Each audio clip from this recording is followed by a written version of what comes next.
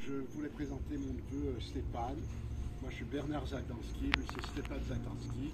Il est là pour quelques jours, il va parler en anglais, il va parler en français. Et il a écrit 20 livres qui ont été publiés en France sur beaucoup de sujets différents. Et généralement, sa façon d'écrire et de comprendre les choses, il utilise les outils de la pensée juive, de la compréhension juive qui est différente. Il y a personne qui connaissent, qui est différente de la pensée normale aristotelienne, où 1 plus 1 c'est 2, c'est pas 3, c'est pas 2 et demi, c'est pas 2 et quart, c'est 2, j'ai dit 3. Ça pourrait être 3. Et la pensée juive, ça peut être 3, ça peut être 4, ça peut être autre chose. Voilà. Donc il a étudié beaucoup la Torah, le Zohar, le Talmud,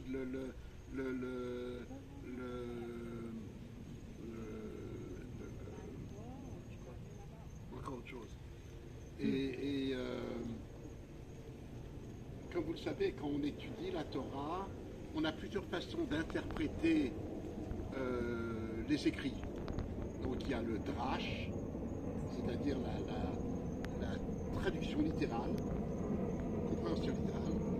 Il y a le pshat, il y a le remez, donc les allusions, et il y a le sod, la face cachée de l'écriture. Et tous les matins, si on fait sa prière, on parle des 12 façons de comprendre la Torah, de quelle façon le Talmud doit être interprété, etc. Donc cette logique est totalement différente. Et avec cette logique, il a réussi à écrire une vingtaine de livres sur différents sujets qui ont tous été publiés en France. Il a écrit sur De Gaulle, il a écrit sur Proust, il a écrit sur Kafka, sur Céline, et il arrive à analyser les choses d'une façon totalement différente de la logique normale. Alors, il a analysé de l'antisémitisme en France, et il vient ça a été publié il y a quelques années, et tu viens de le revoir suite aux événements. Troisième édition après le 7 octobre, avec une réflexion. Alors je le laisse parler, il parle beaucoup mieux que moi. Merci beaucoup Bernard. Merci, bravo. Merci. C'est à Bernard et à Sarah que je dois d'être ici parce qu'ils m'ont dit viens en Floride, tu vas voir sympa, et puis si tu peux parler un petit peu, on va avoir des trucs. Donc c'est grâce à lui vraiment qu'on est venu là, avec ma fille Abigail. Je remercie beaucoup Dina de nous recevoir. Merci aussi. Merci. Et en fait le rabbin Frankfurter, Qui m'a aidé à organiser, oui. Donc merci à vous tous et à vous toutes d'être ici, ça fait très plaisir. C'est un cadre idéal. J'ai jamais fait j'en ai fait beaucoup les conférences en ligne, mais là, c'est paradisiaque. Ouais, il faut changer un peu, comme ça, ça fait du bien. Alors, écoutez, donc, ce que j'ai essayé de faire, moi, depuis la toute première édition, elle date de 1993 ou 95. Déjà, c'était bien avant les meurtres en France que ça commence à aller très mal, avant Ilan Halimi et tout ça. On en parlait. C'était bien avant, et donc j'ai eu l'idée d'essayer de faire quelque chose d'original sur l'antisémitisme. C'était dans les années 90, il y avait déjà eu beaucoup de choses. Ça fait des siècles, il y a des choses, au moins depuis 2 siècles, les gens réfléchissent sur l'antisémitisme, pourquoi, comment, enfin surtout comment, l'histoire de l'antisémitisme, etc. Et je me suis dit, il faut que je fasse quelque chose qui apporte quelque chose de nouveau, sinon ça ne sert à rien. C'était pour faire un livre sur l'antisémitisme comme il y en a eu des centaines. Donc je me suis dit, il y a une question importante. C'est au fond, pourquoi il y a de l'antisémitisme? Qu'est-ce qu'on leur a fait? En gros, la bonne question. C'est la question. Il n'y a pas de réponse. Pourquoi? C'est une question qui m'angoisse depuis que j'ai l'âge de ma fille, quasiment, depuis que j'ai appris que moi je suis né juif, dans une famille juive, ashkénaze, et que pour nous être juif c'était être joyeux, on détestait personne, on était méchant avec personne. Donc il y a vraiment une vraie question de fond, c'était pourquoi? Pourquoi l'antisémitisme? Je me suis dit, je vais essayer de trouver une réponse, une forme de réponse. Et ça, c'était la première édition, la première étape de mon questionnement. Et la seconde chose qu'a vient d'expliquer un peu Bernard, c'est que je me suis dit, si on commence à expliquer l'antisémitisme en partant des juifs, il y a de l'antisémitisme parce que les juifs sont comme ci, parce que les juifs sont comme ça, parce qu'ils ont fait ceci, parce qu'ils ont fait cela, parce qu'ils ont beaucoup d'argent, parce qu'ils ne se marient pas avec les autres. Parce qu'il y a eu pendant des siècles des gens qui ont tenté d'expliquer l'antisémitisme comme ça. Je me suis dit, on ne va pas répondre parce que d'abord on va être du côté des antisémites qui, eux, ont toujours des bonnes raisons de détester les juifs. Ils disent, oui, je déteste les juifs parce qu'ils sont ceci, cela. Alors le meilleur exemple, c'est les nazis détestaient les juifs parce qu'ils disaient, regardez, en Union soviétique, c'est tous des juifs. C'est tous des juifs, toute l'équipe de Lénine, de Trotsky, c'était un juif. Donc les nazis nous détestaient parce qu'on était soi-disant des communistes et des bolcheviks. Et en Union soviétique, ils détestaient les juifs parce que c'était tous les banquiers et tous les capitalistes. Donc il y a toujours une bonne raison, si on cherche la raison, la cause dans les juifs, de détester les juifs. Donc pour moi, ce n'était pas valable comme explication.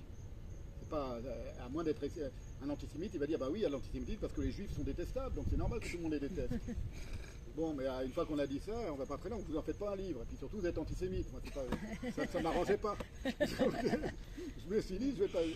Et puis il y avait une autre, une autre certitude que j'avais. Ça, c'est quand j'avais 20 ans, j'ai lu le philosophe Emmanuel Lévinas. Vous savez, c'est lui qui m'a fait découvrir le Talmud. Moi, je ne viens pas d'une famille très religieuse. Mes grands-parents, oui, étaient très religieux. Les parents donc, de Bernard et de mon père. Mais moi, je n'ai pas été élevé de manière très, très religieuse. Et donc, j'ai découvert à la fois la philosophie et la pensée juive en même temps, vers 20 ans. Et j'ai lu Lévinas, Emmanuel Lévinas. Et Lévinas a une phrase extraordinaire.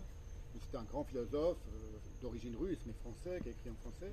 Et qui était très nourri. Il avait été en yeshiva, il connaissait très bien la pensée juive. Et il avait fait des explications des lectures talmudiques, il appelait ça. Et dans une de ces lectures talmudiques, il dit la pensée juive, elle a tout pensé. Elle date du très haut Moyen-Âge, même avant, puisque elle date d'avant même l'ère commune, comme on dit. Et elle se déploie, le Talmud, ça se clôture vers le Talmud, qui est quand même le grand ouvrage de pensée juive. Un des principaux ouvrages, ça se termine vers le 5e, 6e siècle, même avant l'islam. Donc on ne parle pas du tout d'islam dans le Talmud, ils ne savaient même pas que ça existait, l'islam n'était pas encore né. On parle un peu des minimes, du christianisme et tout ça sur un certain mode. Et il dit cette phrase extraordinaire, il dit le Talmud est une pensée géniale qui a déjà tout pensé, y compris l'ère moderne, l'ère technologique moderne de notre 20e siècle. À sa manière, elle a déjà tout pensé, tellement elle est géniale. C'est une pensée qui englobe le monde moderne aussi. Le monde antique, bien sûr, le monde de la Rome antique, puisque dans le Talmud, il y avait le Talmud de Jérusalem et après le Talmud de Babylone. Mais ils ont tout compris et tout pensé d'avance. Ils ont déjà compris la psychanalyse avant Freud, 20 siècles à 15 siècles avant Freud. Ils ont tout compris et c'est vrai, quand on se met dans le Talmud. Donc après, je me suis initié moi-même, j'ai réappris un peu l'hébreu que j'avais oublié de l'époque de ma bar mitzvah, et puis je me suis mis à étudier la Bible, la Torah, etc. Et j'avais un tel amour pour cette pensée que ça m'a beaucoup plu cette idée. Qu'avec une pensée très ancienne, on peut mieux comprendre les choses modernes qu'avec des explications modernes, parfois. Et je me suis dit, je vais donc partir de la pensée juive. Je commençais quand j'ai écrit la première édition du livre, j'avais déjà beaucoup lu, je m'étais beaucoup instruit moi-même. Je n'ai pas été en yeshiva, c'était un peu trop tard, parce que j'avais déjà 20 et quelques années. Mais je me suis réinitié moi-même à la pensée juive, avec beaucoup d'amour, beaucoup de plaisir. Moi, à l'époque, j'avais beaucoup étudié par mes études la philosophie classique et la littérature classique, que j'aime beaucoup aussi. Mais là, dans la pensée juive, je trouvais quelque chose qui me plaisait beaucoup et qui me permettait de comprendre beaucoup de choses. C'est on va dire, la joie de penser, le plaisir de penser le monde, de comprendre les choses. C'est un vrai plaisir. Et du coup, le vrai plaisir, ça ne consiste pas à trouver toujours une réponse, mais à poser des questions et encore des questions et encore des questions. On n'a jamais fini de comprendre et on n'a jamais fini de questionner. Et si vous ouvrez une page de la Guémara, du Talmud, vous voyez, on prend un petit problème, et ça dure des pages et des pages et des pages, et on le décortique, et après ça bifurque, et après il y a une digression, et parfois on n'a même jamais la réponse à la première question. Mais on a eu le plaisir de questionner. Et ça m'a toujours beaucoup plu. Et je me suis dit, je vais donc essayer de trouver, d'abord dans la Bible, pour commencer, des histoires qui permettent d'interpréter l'antisémitisme. J'ai vraiment voulu, c'était mon ambition quand j'ai commencé la première édition du livre, de comprendre la racine même de l'antisémitisme. Donc pourquoi? D'où ça vient? Pourquoi? Comment ça commence? Et je me suis dit, je vais faire comme un midrash, c'est-à-dire je vais prendre un passage de la Bible, où il y a déjà un peu d'antisémitisme, ça existe dans la Bible, hein, dans le rouleau d'Esther, il y a déjà un type qui rêve d'exterminer tous les juifs du monde. Vous imaginez le rouleau d'Esther, combien de siècles avant Hitler? Donc déjà, eux-mêmes, ils ont compris qu'il pouvait y avoir cette envie d'en finir avec tous les juifs. C'est extraordinaire. Et puis il y a Pharaon, il y a toutes les histoires de la Bible qu'on connaît. Alors je me dis, je vais essayer de trouver un truc un peu original, plutôt que de dire, oui, Pharaon, c'est déjà la haine des juifs. C'est vrai aussi, mais bon, ça avait déjà été dit. Ou oui, Amalek, c'est déjà la haine des juifs, etc. Ouais. Donc, alors voilà, c'est là que je me suis dit, je vais prendre une histoire un peu moins connue, et en tout cas qui n'est pas trop reliée à l'antisémitisme, mais qui a un certain rapport avec l'antisémitisme, c'est l'histoire de Balak et Bilam. Balak et Bilam, et donc je vais le prendre et je vais la décortiquer, et je vais l'interpréter par rapport à l'antisémitisme, à essayer de comprendre ce que ça nous enseigne sur l'antisémitisme, y compris le nazisme, l'antisémitisme, etc. Et à l'époque, je n'ai pas tellement parlé de l'islam, qui a aussi un gros problème avec les juifs. Pourquoi? Parce qu'à l'époque, je me suis demandé dans la toute nouvelle édition là, que je viens de refaire, pourquoi j'ai pas si peu parlé de l'islam. Il y a quelques pages sur l'islam, pas beaucoup. La raison, c'était que à l'époque, on était dans les années 90, 92, 93, 94, voilà, c'est en 94, 95, et ils venaient de signer les accords d'Oslo, et donc on était tous optimistes, on disait, enfin, les Arabes vont faire la paix avec les Juifs. Bon. 30 ans plus tard, mais à l'époque, il y avait un climat d'apaisement. Ouais. Et donc, j'ai pas été chercher du côté de l'islam. Parce que j'ai pas eu là, vous voyez, je me suis focalisé sur le christianisme, la naissance du christianisme, et puis toute l'histoire de l'antisémitisme. Mais c'est pas un livre d'histoire de l'antisémitisme. C'est un livre pour comprendre l'antisémitisme. Mais j'ai peu parlé d'islam. Donc je me suis dit, la seconde édition, elle est parue en 2006, et mon livre est paru juste avant le meurtre d'Ilan Halimi. Et avant les premiers attentats qui ont eu lieu à Paris, en France, il y a commencé à avoir des attentats islamistes. C'était assez nouveau. Les derniers, ça datait de Copernic. Vous vous souvenez, les attentats de la rue Copernic. C'est les années 80, et c'était les tout premiers attentats depuis la fin de la guerre. On n'avait jamais vu ça en France. C'était déjà des attentats faits par des islamistes. La police, à l'époque de, je ne sais pas, bon, vous êtes tous de culture française, donc vous vous souvenez de l'attentat de la rue Copernic en France? Bien sûr.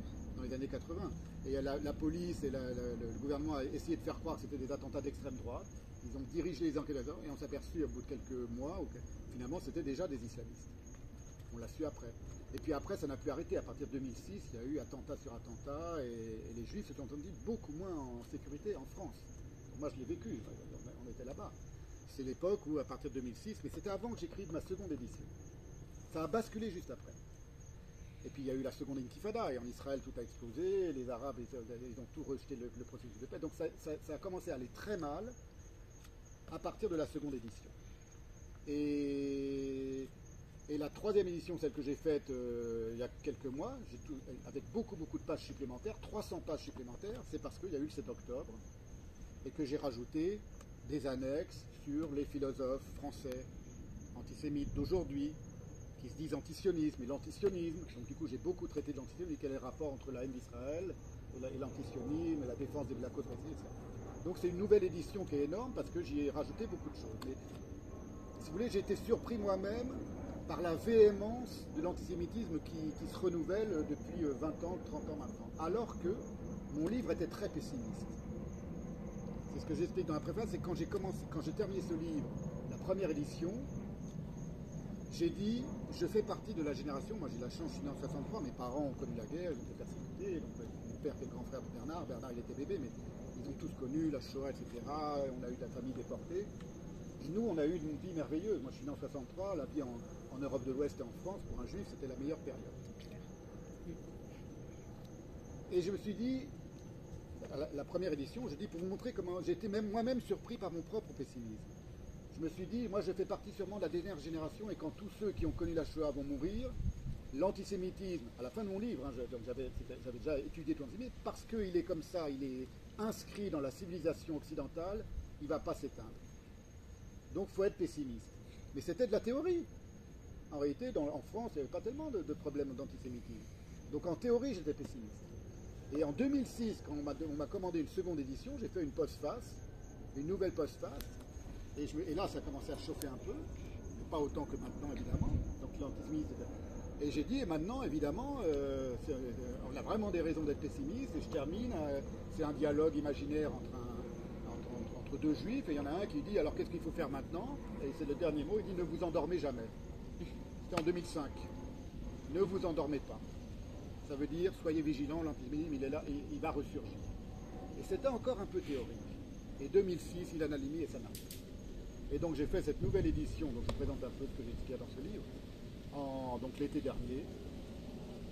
Et là, je me suis dit, il faut même penser, qu'est-ce que ça signifie d'être surpris par son propre pessimisme. Parce que j'ai jamais été optimiste. Jamais. Jamais j'ai dit, il y a des intellectuels qui ont été très optimistes. À une époque, Alain Finkielkraut, tout le monde le connaît, il était assez optimiste. Mais moi, j'ai toujours été pessimiste. Mais maintenant, ce pessimisme-là, il vient m'attaquer dans ma propre vie. C'est-à-dire, par exemple, il y a ma fille Abiel qui est là, on a déménagé à Marseille il y a quelques années, et la première année, elle s'est fait traiter de sale juif à l'école. Et moi, pour moi, se faire traiter de sale juif, ça m'est arrivé quand j'avais 12 ans, mais entre 12 ans et 40 ans, plus jamais j'avais entendu ça. Je me suis dit, mais qu'est-ce que c'est que ce pays où, au lieu d'aller mieux, ma propre fille, elle subit des choses que jamais j'aurais pu imaginer qu'elle subirait. Plus le racisme, parce que sa mère est africaine, alors elle a tous les racismes à la fois. Alors, vous voyez, mais je lui ai dit, tu es béni parce que tu es la seule ashkénaze africaine, centrafricaine du monde. Pourquoi? Parce que sa mère, elle vient d'une... Vous savez que c'est des histoires, même dans la Bible, on trouve ça avec Tzipora, qui était une africaine, la femme de Moïse.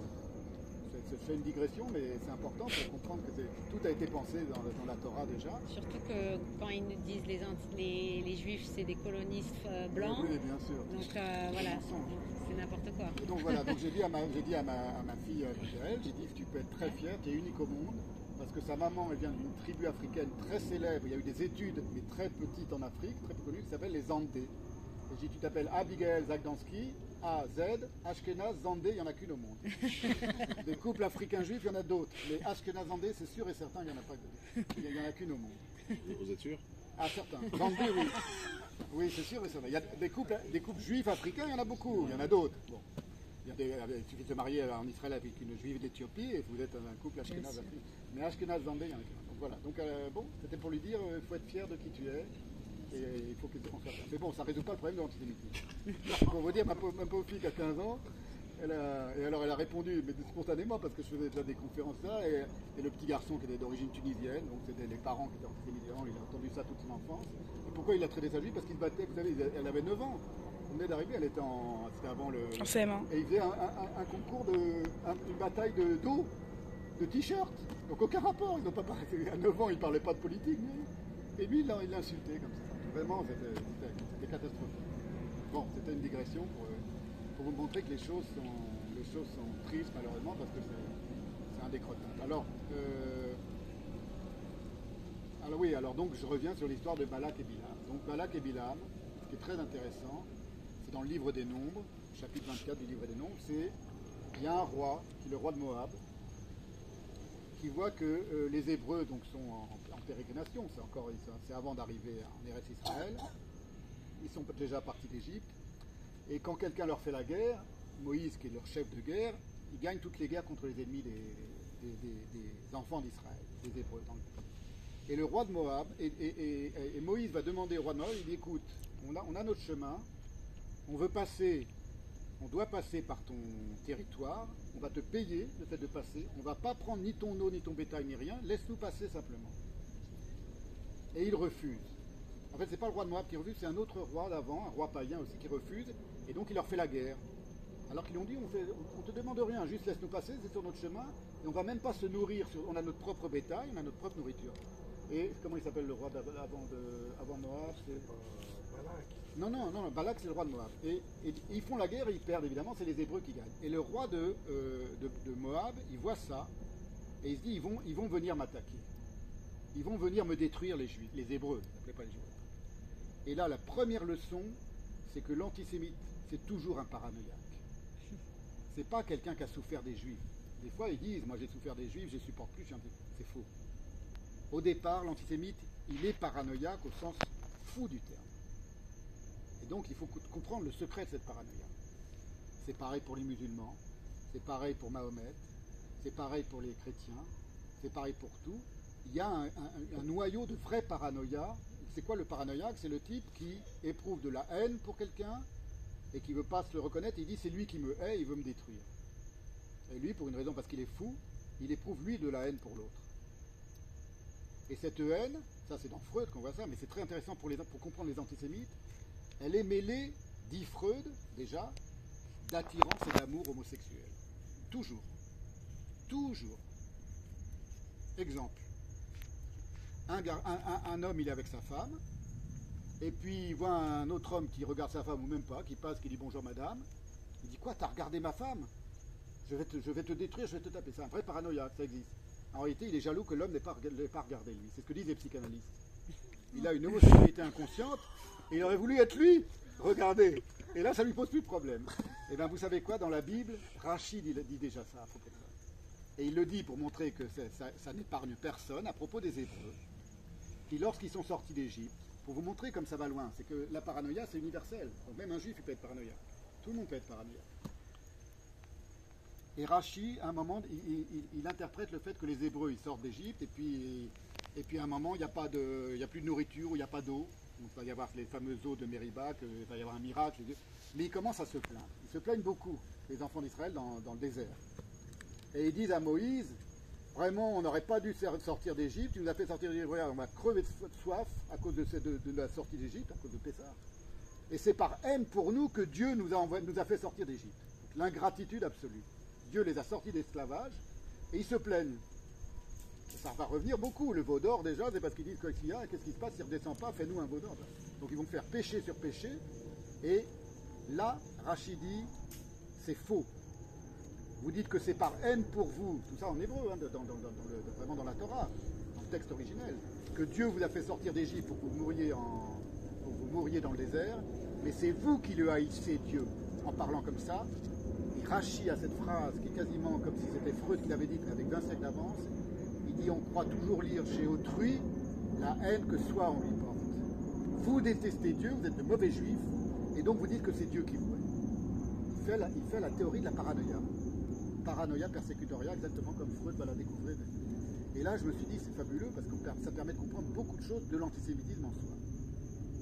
C'est-à-dire que l'antisémite, il éprouve beaucoup de... Je vous dis ça après 800 pages d'analyse, donc c'est des choses que j'ai découvertes, j'ai essayé de trouver des exemples dans l'histoire, etc., ou dans la littérature, ou évidemment dans le Tanakh et dans le Talmud. Les antisémites, en réalité, ils nous aiment beaucoup. Ils nous adorent. Parce qu'ils sont jaloux. Pas parce qu'ils sont jaloux. Pas, avant d'être jaloux, ils nous adorent. Et pourquoi ils nous adorent? Parce que des antisémites, il y en a dans deux types de civilisations, et pas ailleurs. La civilisation chrétienne et la civilisation musulmane. En Chine, il n'y a pas d'antisémites. Et en Chine, si vous lisez le grand ouvrage de Léon Poliakov qui s'appelle L'histoire de l'antisémitisme, en 5 volumes, il va dire qu'il y a eu des endroits dans le monde où les juifs, il y avait des communautés juives florissantes. En Chine, depuis le Xe siècle. À Kaifeng, mais pas seulement à Kaifeng, partout, à Pékin. En Inde aussi. Et en Inde, et les juifs oui, d'Inde, exactement. En Asie, il n'y a jamais eu de problème. En Amérique du Sud aussi beaucoup. Alors en Amérique du Sud, je pense que c'est plus tard. C'est plus tardif, mais l'Amérique du Sud, ça a été christianisé. Oui. Donc déjà, il y avait déjà toute l'idéologie chrétienne, la théologie chrétienne qui disait que les Juifs avaient tué le Christ. Là, on parle Il y a eu de... l'Inquisition en Amérique Il y a eu l'Inquisition, c'est voilà. l'Inquisition de l'Espagne, quoi, Oui. qui sont partis en fait en Amérique du Sud, parce qu'ils parlent espagnol, donc ils sont partis là-bas. Quoi. Voilà, mais du coup, ils avaient été exécutés. Ce que je veux dire par là, c'est que tout le monde n'est pas antisémite. Qui n'est pas antisémite? Des religions, comme le bouddhisme, en Asie. Alors, je vous dis, Poliakov, il explique ça. Moi, j'ai découvert ça, j'étais effaré, je ne savais pas du tout. Il y avait des grandes communautés très impliqués dans la vie de la Chine ou de l'Asie, auprès des gouverneurs, des gens qui avaient très bien réussi, et jamais le moindre problème avec la population, pendant des siècles et des siècles et des siècles. Donc c'est possible de ne pas être antisémite. Et donc les seuls qui sont antisémites, c'était lesquels? Les chrétiens et les musulmans. Bon, ça fait déjà une bonne partie du monde. Mais en tout cas, c'était les seuls. Et pourquoi? Vous allez en Afrique, dans toutes les cultures traditionnelles, si vous voulez, il n'y a pas de problème, parce que le judaïsme est aussi une culture traditionnelle. Quand je dis un Indien d'Amazonie, il n'a aucune raison d'être antisémite. Vous lui parlez du judaïsme, ça lui parle parce que dans sa propre culture, il y a ce genre de choses.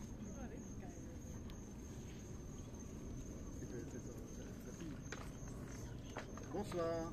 Bonsoir. C'est pas grave, c'est pas grave. Bienvenue. Et donc le pourquoi de cette question-là, pourquoi il y a de l'antisémitisme que dans le monde chrétien et dans le monde musulman, et bien qui est à l'origine du christianisme? la religion mère du christianisme et la religion mère de l'islam. C'est qui? Les Juifs, C'est le judaïsme. le judaïsme. C'est les deux religions qui sont nées du judaïsme, les deux seules au monde, les deux monothéismes nés du judaïsme, et qui se sont retournés contre leur propre source. Leur propre source, et qui a accusé leur propre source, le judaïsme, d'être méchant avec eux. Ça aurait pu se passer complètement différemment. Les chrétiens auraient pu dire, vous êtes nos grands frères, donc on vous doit du respect, on fait une voie différente, mais on vous respecte. Ils auraient pu ne pas être antisémites, et c'est pas comme ça que c'est passé. Et on connaît, quand on étudie la théologie, y compris la théologie chrétienne, etc., on voit dans le détail ce qui s'est passé. Et ce qui s'est passé, c'est d'abord beaucoup d'amour pour le judaïsme, puisqu'ils se considéraient comme juifs, les premiers chrétiens. Ils disaient, on est des juifs et chrétiens. Jésus lui-même dit, moi je suis venu que pour les brebis d'Israël, quand on lui dit, moi je suis samaritaine, moi je suis autre qu'appartenant au peuple juif, il a dit, je ne suis pas venu pour vous. Et il croyait vraiment pour le Messie. Donc au début, il y a beaucoup d'amour pour le peuple juif. Oui, ils se sentent juifs. Et le problème, c'est qu'ils essayent de convertir les juifs à leur propre manière de voir. Et ça ne marche pas parce que les juifs sont inconvertibles. Et pourquoi les juifs sont inconvertibles? Parce que les juifs, nous donc, nous tous, ils sont nés d'un texte et ils ne sont pas nés d'une parole humaine. Avant la Torah, il n'y a pas de juifs. Mais non seulement il n'y a pas de juifs au sens intellectuel, parce avant la Torah, il n'y a pas de juifs, c'est une évidence. Mais vous direz, avant l'islam, il n'y a pas non plus de musulmans. Mais il y avait déjà des Arabes, il y avait déjà des êtres humains qui s'appelaient les Arabes et qui allaient devenir les musulmans. Il y avait des êtres humains qui étaient plus ou moins juifs en Palestine et qui allaient devenir des chrétiens. Des juifs qui auraient existé, qui auraient parlé l'hébreu, et dont certains d'entre eux auraient dit, ah ben, j'entends la parole de Dieu, je vais écrire la Torah, on n'a jamais retrouvé trace. Nous n'existons que depuis la Torah. Est-ce qu'Abraham, c'est avec la Torah? Abraham, c'est pas un juif au sens juif, mais oui, bien sûr, il est dans la Torah, Abraham. Parce que C'est pas des personnages historiques au sens où on a retrouvé leurs traces dans l'histoire en dehors de la Torah. ils faisaient la Torah, les patriarches, c'est la Torah. Pardon? Les Oui, patriarches, c'est tout est la Torah. Tout est la... Donc ils sont juifs, mais les juifs, ils sont nés avec la Torah, avec la... Quand je dis juif, ça veut dire, quand je dis juif, je veux dire d'où vient notre religion. Je dis pas juif moderne. Hein. Oui. Voilà, Moïse, est-ce qu'il n'était pas juif? Ça n'existait pas. Il n'y a pas le mot juif dans la Torah. Les Hébreux, c'était les Hébreux. C'était des Hébreux, mais il n'y a pas de peuple hébreu avant la Torah. C'est ça qui est bizarre. On n'a pas de traces culturelles d'autres peuples qui parleraient des Hébreux et qui auraient une langue qui s'appellerait l'hébreu avant la Torah. Et que dit le judaïsme? La Torah a été créée avant la création. Là, on est dans la Kabbalah. C'est-à-dire pour nous, les Juifs, on sait que la Torah, c'est un texte divin. Et que c'est par ce texte divin qu'on est, nous, Juifs. Alors vous me direz, il faut toujours essayer de voir comment on pense les autres dans l'autre camp. Les chrétiens, ils vont dire, bah oui, bah, la parole de Jésus, c'est aussi une parole divine. Et la parole de Mahomet, c'est aussi une parole divine. Oui, c'est vrai. Mais dans quel est le Dieu de cette parole divine? Ben, les chrétiens vont dire, c'est le Dieu juif. C'est le même Dieu, le même Père. D'accord. Et ton père, il parlait grec? Non, il parlait hébreu. Il appelait la Torah. Alors pourquoi ton évangile, il est en grec? Parce que Jésus, il ne parlait pas grec. Personne ne parlait grec en Palestine au temps de Jésus. Donc, il y a un problème, c'est qu'ils n'ont pas le texte original. Un chrétien, il a un retard par rapport à son origine. Je ne parle pas de nous, les juifs. Un chrétien, catholique ou protestant, c'est qu'il doit croire en un évangile, une parole divine, qui n'est pas dans la bonne langue. Et ça, on le sait. Parce qu'il y avait des êtres humains historiques qui existaient en Palestine au 1er siècle de l'ère chrétienne, et ils parlaient tous araméen, on le sait. On a des stèles, on a des trucs. Nous, on n'a rien d'hébreu avant de la Torah. Rien. Donc, si vous voulez, on est vraiment le peuple qui est surgi d'un texte. Moi, j'appelle ça, j'ai inventé cette notion, je dis les Juifs sont un peuple texte. Peuple trait d'union texte. Et ça va nous permettre de comprendre beaucoup de choses de l'Antisémitisme. Mais les Hébreux étaient en Égypte, en prison. Oui, mais c'est par la Torah qu'on le sait. Il n'y a pas d'autres documents qui nous parlent des Juifs en dehors de la Torah. C'est ça que je veux dire. Il n'y a pas d'autres documents au monde. Jamais on a trouvé un autre document, même dans une autre langue, qui disait qu'il y a un peuple et qui date de 5000 ans ou de 4000 ans. On sait à peu près que la Torah elle était écrite vers 3000 ans, c'est ce que disent les scientifiques. Mais pour nous, d'un point de vue juif, il n'y a pas d'extérieur à la Torah. Et donc ça veut dire que ça nous définit dans notre rapport à la Torah, qui est un rapport très particulier. Parce que la Torah, c'est pas n'importe quoi. Elle est écrite dans une langue qui n'est pas n'importe quelle langue. Cette langue, c'est l'hébreu. C'est une langue sémitique comme l'arabe et comme l'araméen comme d'autres, mais elle a une particularité. Elle est trilitère, donc c'est des racines de 3 mots, comme vous le savez. de 3 lettres, pardon, des mots de 3 lettres, des racines de 3 lettres, qui peuvent être déclinées dans tous les sens, et tous les jeux sont possibles. Pourquoi? Déjà parce que chaque lettre est aussi un mot. Aleph, c'est la lettre Aleph, et c'est aussi le Aleph, Lamed, et Fé, Sophie. Aleph, en 3 lettres. Ça, c'est unique. Enfin, c'est unique en tout cas dans le monde occidental. Le grec, c'est pas comme ça. En français, on dit le A, il n'y a pas un mot qui dit. Si, il y a le A pour dire je vais à tel endroit. Et B, non. C, non. D, non. Il y a le Y. Le Y, c'est un mot. C'est I et Y. Et c'est le seul, vous voyez. Donc, et l'alphabet latin, même chose. Les lettres ne sont pas des mots.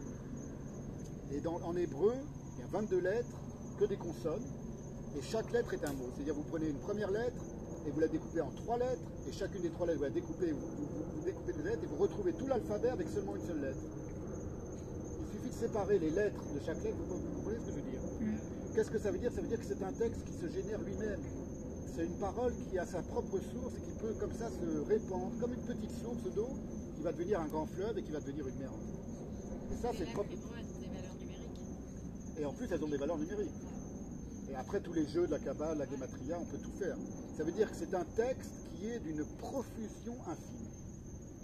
Et c'est une des raisons qui fait... Et après, il y a les voyelles. Exactement. Sur la Torah, il y a les petites... et puis il y a les théamim, il y a tout ça, les accents de continuation. Donc c'est une langue vraiment mystique au sens propre, presque magique, une langue magique. Et c'est comme ça que les Juifs le conçoivent. Et je vous dis, dans la Kabbale, on dit que la Torah, elle fait partie des 10 choses qui ont précédé Bereshit. Donc comment imaginer qu'un livre puisse être écrit avant même qu'il y ait un monde, puisque le monde n'était pas encore créé. Et vous allez voir le rapport avec l'antisémitisme, là je m'écarte un peu, Ça c'est le début de ma réflexion, c'est comme ça que j'en suis venu à faire cette réflexion. L'idée que la Torah est créée avant le monde, il y a une autre phrase dans le Zohar, le grand traité de la mystique juive, que j'ai toujours adoré, qui dit 2000 ans avant la création du monde, c'est dans le Zohar ça, donc c'est vraiment de la Kabbalah, c'est Kadosh, c'est vraiment la vraie pensée juive très simple. 2000 ans avant la création du monde, les lettres de l'alphabet étaient encloses, alors le mot en hébreu je ne me souviens plus dans l'hébreu du Zohar, mais enfin étaient cachées, étaient scellées, étaient dissimulées, et Dieu les contemplait et jouait avec elles. Il prenait de la joie et du plaisir à manipuler les lettres. 2000 ans avant la création du monde.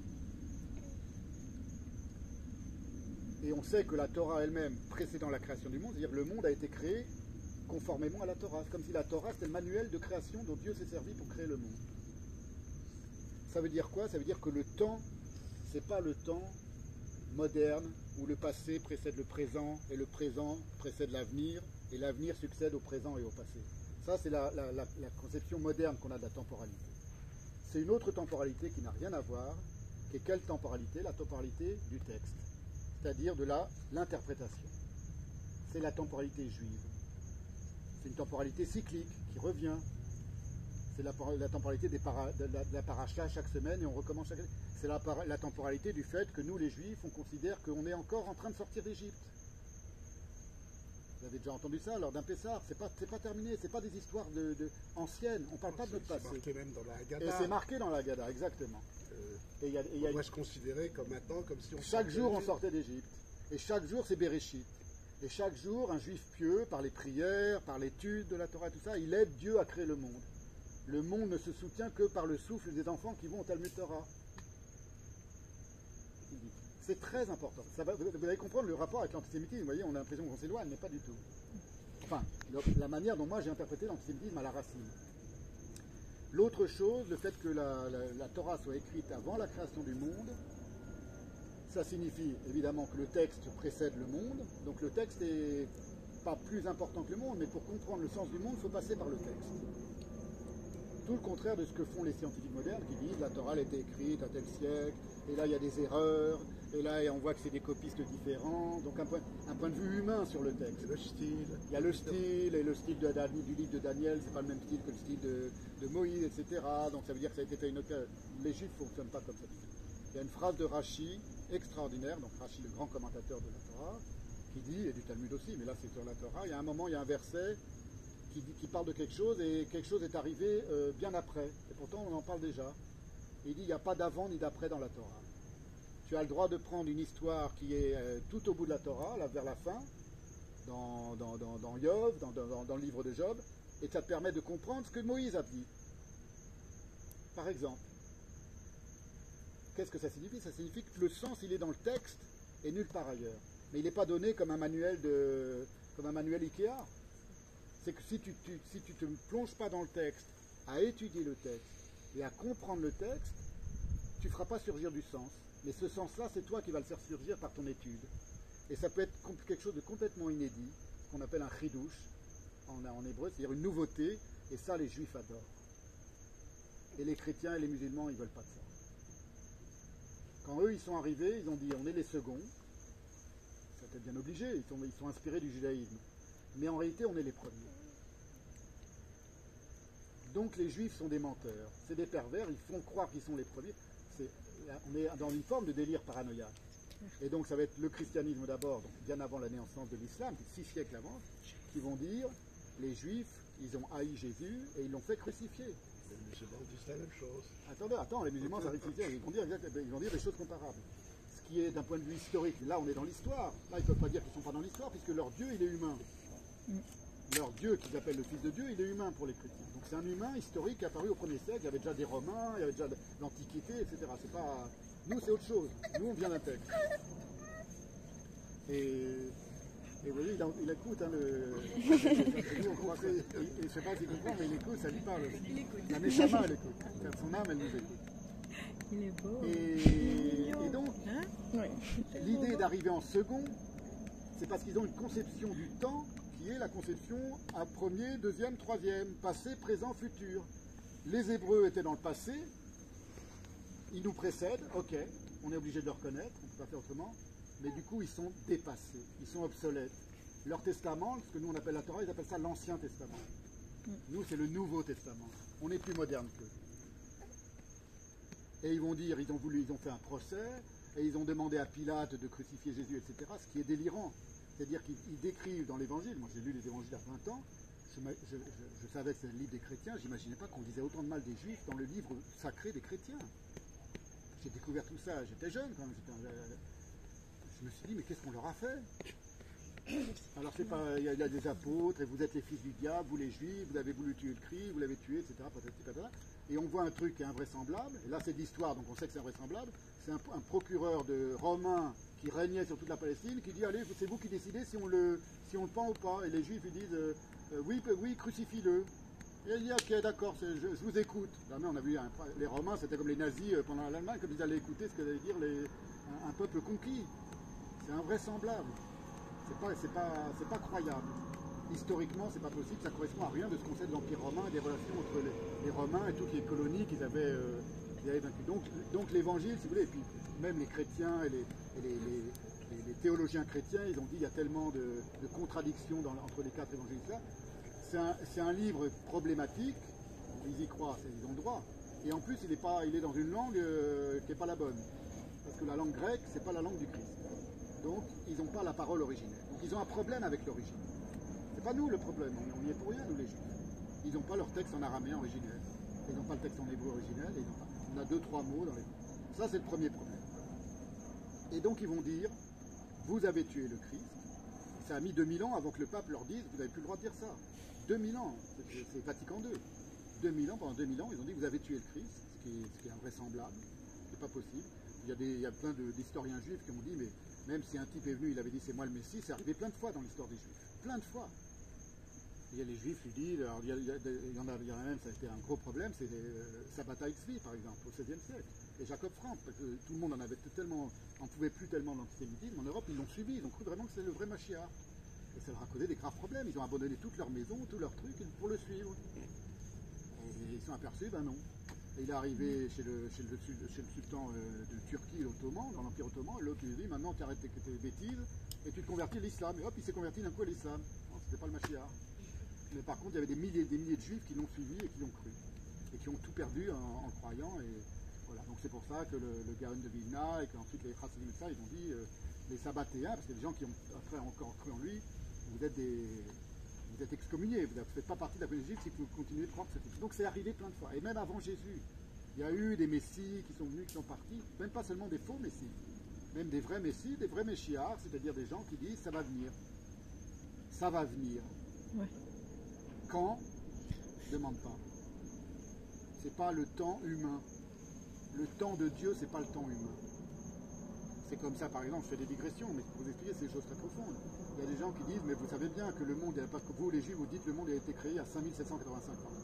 La science, elle vous montre très bien.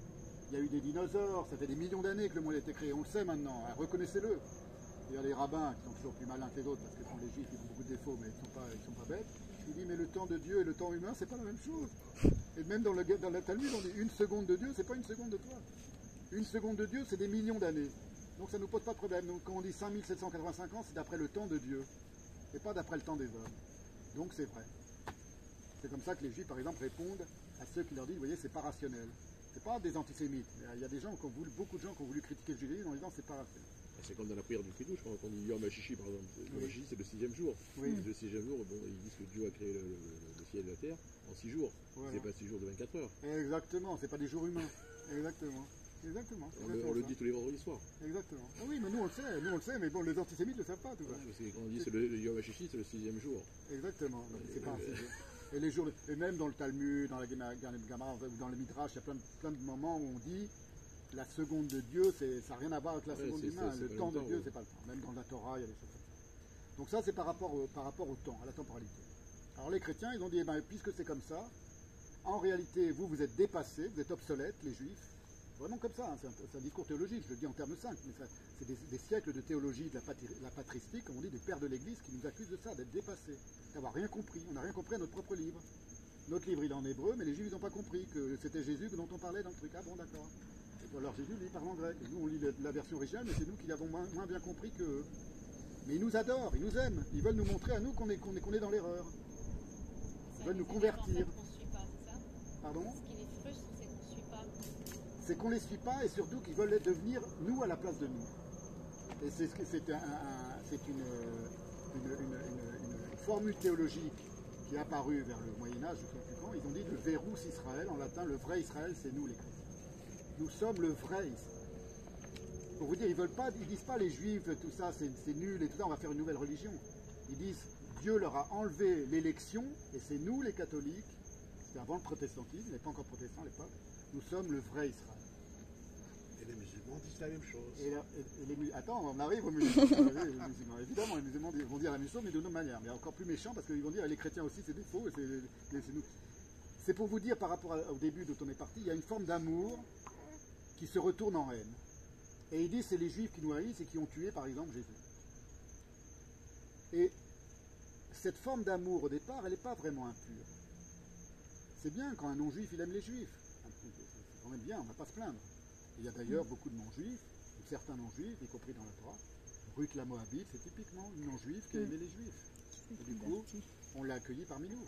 Et même quand on parle du ger toshav, c'est-à-dire l'étranger parmi nous, dans la Torah, l'étranger parmi nous, il était là aussi au mont Sinaï quand Dieu a donné la Torah. Et dans la Bible, dans la Torah, en hébreu, c'est marqué, le ger toshav, c'est-à-dire l'étranger qui est parmi toi, tu lui feras jamais du mal, tu l'aideras, tu le soutiendras. Le plus pauvre, celui qui t'aide à porter ton eau et à porter ton bois, ça c'est dans la Torah même. Ça s'appelle quoi? Un travailleur immigré chez nous. Ouais. Et qui vient d'ailleurs, tu le traiteras comme un des tiens, il fera le Shabbat comme toi. C'est pour vous dire qu'il n'y a aucune animosité, y compris dans la Torah, à l'égard des non-juifs. Et il aura toutes les lois que toi tu vois, il respectera tes lois. Tu manges cachère, il va manger cachère comme toi. Mais tu ne dis pas, toi tu es comme un animal, je ne te donne pas la même nourriture. Et il fera le Shabbat. Le Shabbat, c'est une révolution quasiment communiste à l'époque. C'est-à-dire le pire esclave, il doit s'arrêter un jour. Dans toute l'Antiquité, personne n'avait jamais inventé ça. Et pourquoi? Parce que souviens-toi que tu as été étranger toi-même en Égypte.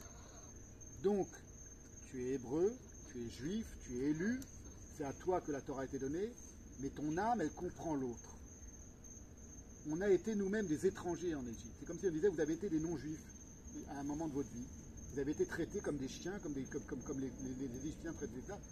Donc, dans l'hébreu même, dans la version hébraïque, il dit, tu as le nefesh de l'étranger. Et Abraham disait, je suis étranger, guerre sur en hébreu. Je suis un étranger sur la terre. Pourquoi? Parce que qui est le propriétaire de la terre? C'est Dieu. Donc on est tous des étrangers.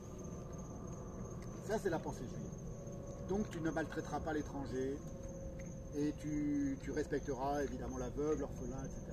Et le pauvre, etc. Donc, c'est vraiment de la paranoïa parce qu'ils ont dit le contraire. Ils ont dit les Juifs détestent toutes les autres nations. Ça, c'était même avant le christianisme. Et c'est pas vrai. Vous voyez, avec l'exemple de Guérim et tout ça, on voit que c'est pas vrai. C'est pas qu'on aime les autres nations, c'est qu'on laisse une place d'accueil parmi nous à celui qui nous aime et qui veut venir parmi nous.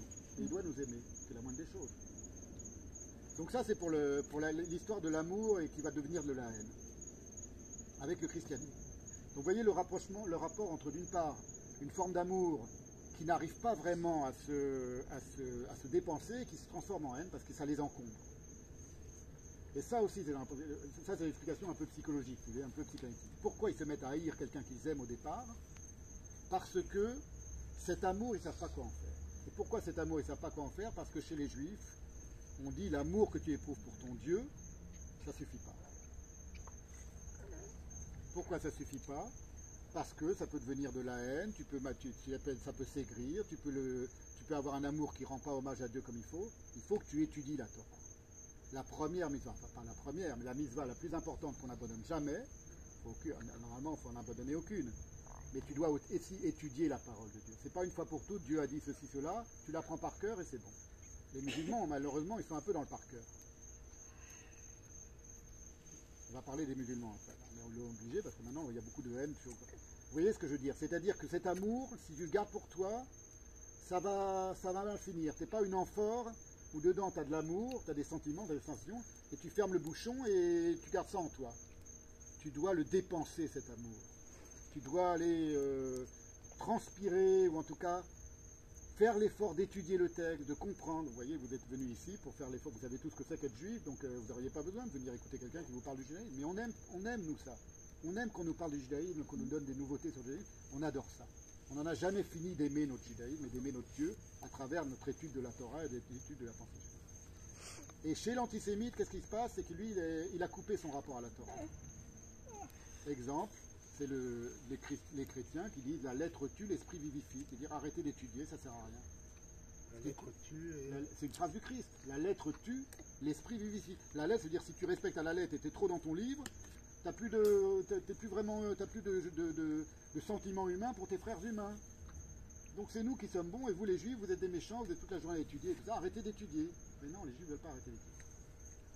Parce qu'il y a des passages, y compris dans la Guémara, qui disent que quelqu'un qui n'étudie pas beaucoup, il va détester son rabbi, il va devenir haineux contre ses propres frères. Pourquoi? Parce qu'il est juif, il est né dans le judaïsme, il est né dans une famille juive, mais ça le fatigue d'étudier et du coup il ne va pas aimer les autres étudiants qui eux continuent leurs études et qui continuent d'aimer la Torah. C'est comme ça, c'est un problème, c'est que si on se coupe du rapport avec la Torah, notre judaïsme il s'aigrit, il devient rance un peu. Pas nécessairement, mais par exemple c'est les juifs antisionistes d'aujourd'hui. Être un juif antisioniste, bon il y a tous les cas, hein.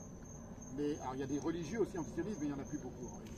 Les juifs très religieux antisionistes, il y a quelques malades, etc. Mais enfin, pourquoi? Parce qu'on a trouvé dans la Kabbalah des raisons de comprendre pourquoi il fallait aller en Israël, etc. Ça j'en parlerai après, c'est encore différent, ça vient après l'islam et tout. Et ceux qui sont athées, qui n'aiment pas les juifs? Ben, c'est parce qu'ils ne sont pas vraiment athées. Pourquoi? Parce que s'ils sont chrétiens, s'ils sont français ou européens, ils viennent d'une civilisation chrétienne qui est antisémite inconsciemment, parce que toute la civilisation est antisémite. Vous lisez Molière, il y a des phrases sur les juifs, vous lisez Shakespeare, il y a des phrases contre les juifs. Donc on ne peut pas naître en Occident sans être imbibé déjà de culture qui a des arrière-pensées antisémites, qu'on le sache ou pas. Et donc un type qui va devenir, qui dit moi je ne crois pas en Dieu, moi je ne suis pas d'une famille chrétienne, et je ne suis pas d'une famille musulmane, mais les juifs je ne peux pas les supporter, c'est que le mec il a été empoisonné par sa propre ambiance culturelle, qui est l'ambiance occidentale. Ça c'est pour le christianisme. Après, il va y avoir les protestants, mais bon, c'est encore un autre problème. Alors, il y a eu des protestants, des sectes protestants, les calvinistes, qui étaient très philosémites, toujours, beaucoup, très. Et quelle était leur caractéristique? C'est eux, ils sont revenus à l'hébreu de la Bible et ils sont mis à étudier la Bible comme nous. Ils ont été étudiés auprès des rabbins, Calvin, pas Luther, il était très antisémite, mais les calvinistes étaient très philosémites. C'est eux qui ont sauvé. Il y a les évangélistes. Les évangélistes, c'est aujourd'hui, c'est encore mais pareil, ils respectent les juifs, ils respectent la Torah, etc. C'est pour vous dire, tous les chrétiens n'ont pas nécessairement dans l'histoire été antisémites. Et ils ont été aussi persécutés par les autres chrétiens d'ailleurs, les calvinistes. Donc ça c'est pour les chrétiens. Est-ce qu'on a terminé avec les chrétiens? Plus ou moins. Hein, on a bien fait. Maintenant on arrive aux musulmans. Au VIe siècle arrive un type qui s'appelle Mahomet. Et ça va recommencer. C'est-à-dire au début il adore les juifs. Il dit ça vraiment, le fait qu'il y a un seul Dieu. C'était des païens, c'était des arabes. Païens. Les arabes ça fait très longtemps. C'était une grande civilisation, une grande culture païenne. On les voit même dans la Bible, dans la Torah. Dans la Torah, le mot Aravim, ça vient de Erev, le soir. Pourquoi, on ne sait pas trop. Parce qu'ils étaient à l'ouest, vous pouvez écouter. Mais ça peut vouloir dire aussi un tissu qui est tissé, tramé. Vous voyez? Et pourquoi? Parce qu'on pense que c'était les Bédouins et ils portaient des voiles comme ça dans le désert, etc. Et les 2-3 endroits où dans la Bible, dans la Torah, en Tanakh, c'est-à-dire Torah, Nevim, Ketuvim, donc les prophètes où on parle des Arabes, on en dit beaucoup de bien. C'est par exemple les rois arabes qui sont tellement prodigues et tellement riches et tellement majestueux qu'ils vont offrir des milliers de cadeaux à Salomon. Par exemple. Donc nous on ne déteste pas les Arabes. On ne déteste personne. Bon, les chrétiens ils ne sont pas dans le Tanakh. On s'en moque un peu dans le Talmud, mais bon, ils étaient tellement méchants avec les juifs que c'était un peu mérité. Mais il n'y a rien contre les musulmans, enfin contre les Arabes, contre la civilisation arabe. Et arrive ce type Mahomet. Et Mahomet il est historique aussi, hein, on le sait, c'est un homme, hein, c'est pas un ange. Et quel va être le problème de Mahomet? C'est que, évidemment, il va tomber amoureux du judaïsme. Donc il va faire, un peu comme nous, pas tout, un seul Dieu, les ablutions, on ne mange pas tous les animaux, on ne mange pas de porc, etc. Et on fait la prière vers Jérusalem. Et il va voir les juifs de Médine, qui étaient des juifs dans des oasis merveilleuses, comme ici un peu. C'était des juifs qui étaient là depuis l'Antiquité, depuis des siècles et des siècles, des juifs arabes. Hein. Pas le dire autrement, ils parlaient l'arabe, ils connaissaient aussi l'hébreu, ils priaient, etc. Mais c'était des juifs de culture arabe. Et il va les voir, il dit convertissez-vous à moi, je suis comme vous, regardez. Allah m'a parlé, et c'est le nouveau message, maintenant les juifs vous pouvez être comme moi, je suis un juif 2.0 en gros. Le Christ il a fait le même coup, 2.0, vous êtes l'ancienne version vous. Vous êtes dépassé. Encore le même truc. C'est très bien ce que vous avez fait, mais on va moderniser. Vous êtes dépassé. Et évidemment, les juifs de Médine vont dire pas question, parce que les juifs, ils n'ont pas envie de se convertir. Ils aiment leur religion. Ils aiment leur religion. Ils aiment ça, la Torah, étudier la Torah, ils sont joyeux, vous voyez. On est contents, nous, d'être juifs. Et les juifs qui ne sont pas contents d'être juifs, bon, malheureusement, c'est une névrose, mais... Et donc, ils ne vont pas se convertir. Et ça va le rendre fou de rage. Il va leur faire la guerre, et comme c'était des grands guerriers, les Arabes en général, il va gagner. Et il va arriver quelque chose qui va nous amener très vite au monde arabe contemporain, pas tout le monde arabe, mais une bonne partie du monde arabe, c'est qu'il y a qu'un truc qui a surpris tous les contemporains de l'époque, on le sait parce qu'on a des textes et des témoignages, à la fois des musulmans et des non-musulmans de l'époque, c'est que les juifs de Médine, comme il va les gagner, ils vont se rendre, il va faire le siège de tel ou tel juif de Khaybar, etc., enfin je ne sais plus comment ils s'appelaient, enfin il y avait trois tribus arabes juives de Médine. Ils vont se rendre, ils sont désarmés, ils disent ok, t'as gagné, on se rend, laisse-nous partir, on te laisse notre oasis qui était florissante, qui était merveilleuse. Et il va dire non, vous partez pas, il va demander conseil. Ça, c'est dans les textes coraniques, hein, pas coraniques, mais c'est dans la Sira, c'est dans la biographie du prophète, donc c'est des textes sacrés des musulmans. Il va demander, il y a un de ses conseillers qui va lui dire écoute, massacre-les parce que sinon ils vont jamais finir. Ils étaient désarmés, ils étaient femmes, enfants, ils avaient rendu les armes, ils avaient accepté d'être vaincus. Il en a massacré 600. Ça, c'est plus ou moins historique, on ne sait pas, mais en tout cas, c'est dans le Coran et c'est dans les textes musulmans. C'est dans les hadiths et dans le Coran. Un musulman, que ce soit aujourd'hui ou que ce soit à l'époque, il ne peut pas ne pas dire Mahomet a bien fait de les massacrer. Pourquoi? Parce que contrairement au judaïsme, dans le Coran, la parole de Mahomet, elle est absolue. Elle ne peut pas être remise en question. Nous, la parole de Moïse, et même la parole de Dieu, on passe notre temps à la questionner. Et pourquoi tu as fait ça? Et qu'est-ce que ça veut dire? Et Abraham, il dit, tu as dit que tu allais tous les tuer. Laisse-moi un peu de temps. Dieu dialogue avec les humains, il y a du dialogue. Et des fois, Dieu change d'avis. Abraham a réussi à faire changer d'avis Dieu. Moïse a réussi à faire changer d'avis Dieu. Après le veau d'or, il a dit, écoute, c'est terminé, laisse-moi, je les tue tous. Ils ont fait un faux veau, comme les pires des païens, ils sont bêtes comme leurs pieds. Ils voient les miracles, ils voient les colonnes de fumée le jour, de lumière la nuit. Je les ai fait sortir d'Égypte. Ils ont vu tout. Ils ont vu de leurs propres yeux. Nous, on le fait par la Torah, mais ils l'ont vu de leurs propres yeux. Et ils vont avouer le pire truc, c'est-à-dire une statue en or qui représente un veau. Ce sont des veaux. Ils aiment un veau, j'ai tous ces pieds. Et Moïse dit, s'il te plaît, ne le fais pas. On va en punir beaucoup. Et Dieu accepte, après avoir discuté. C'est dans la Torah, vous l'avez tous lu ça. Hein. Ça, c'est extraordinaire. Le créateur... Ils ont été baratinés un petit peu. Hein? Ils ont été baratinés. Oui, mais il y a une bonne partie qui a été punie, mais pas tous. Alors Dieu lui dit, on recommence, c'est de faire un nouveau peuple. C'est ce que je veux, on va refaire un nouveau peuple plus pur. Ça, il dit, non. Laisse-moi, on va bien les punir, mais les tue pas. Déjà, ils vont rester 40, la première génération, ils ne connaîtront pas la terre promise, etc.